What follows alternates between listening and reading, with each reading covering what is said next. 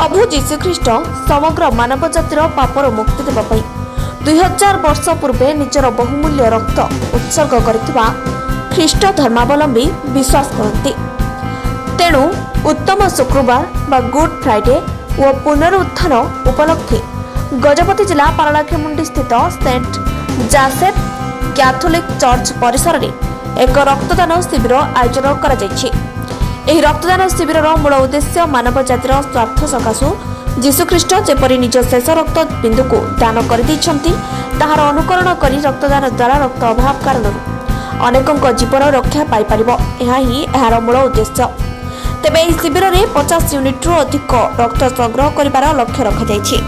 ରକ୍ତଦାନ ମହାପୁଣ୍ୟ ଉକ୍ତିରେ ସଫଳତା ହୋଇଛି ଏହି ଶିବିରର ମୂଳ ଲକ୍ଷ୍ୟ।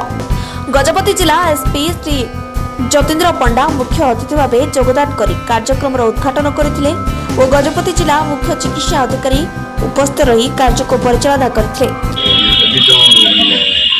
गुड फ्राइडे उपलक्षे रक्तदान शिविर अनुष्ठित होती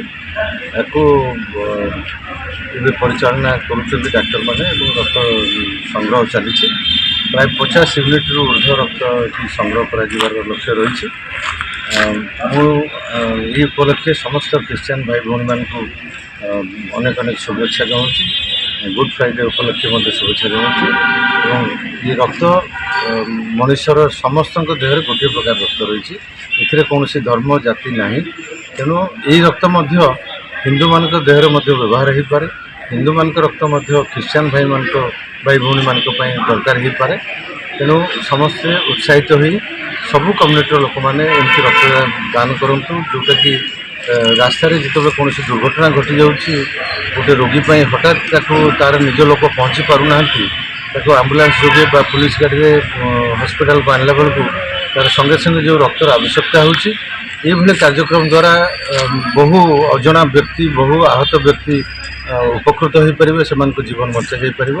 तेणु मु पुणी थे आज गुड फ्राइडे उपलक्षे क्रिश्चियन भाई भौणी मान मोर अनेक अनेक शुभेच्छा जनाऊँ। से उत्साहित करुँच कार्यक्रम जारी रख।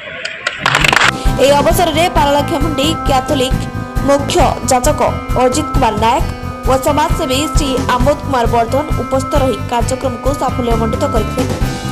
Gajapati Kailash Singh report Utkal mail TV.